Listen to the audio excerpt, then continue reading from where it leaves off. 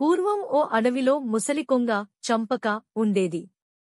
వేట చేయలేని స్థితిలో అది ఓ సరస్సులోకి వచ్చి నీటిపై నిల్చొని ధ్యానం చేస్తున్నట్లు నటించింది. అమాయకమైన చేపలు దగ్గరికి వచ్చి, నీవు మమ్మల్ని తినటం ఎందుకు మానేశావు అని అడిగాయి. దానికి కొంగ, ఓ యోగి మాటలు విని ఇక మిమ్మల్ని హింసించకూడదని వ్రతం తీర్చుకున్నాను అన్నది. దీంతో చేపలు సంతోషించి దానిని మిత్రుడిగా భావించాయి. ఒకరోజు కొంగ బాధగా, ఇక్కడికి చేపలవాళ్లు రాబోతున్నారు, నీళ్లన్నీ తోడేస్తారు అని భయపెట్టింది. నాకు తెలిసిన మరో సరస్సులో మీలను కాపాడతాను అంటూ రోజుకు 2 చేపలను తీసుకెళ్లి తినేసింది. కొంతకాలానికి చాలా చేపలు కనిపించకుండా పోయాయి. ఈ కోణంలోకి ఎండ్రకాయ జంత్రుడు ప్రవేశించి ఒకరోజు తాను వెళతానని చెప్పింది.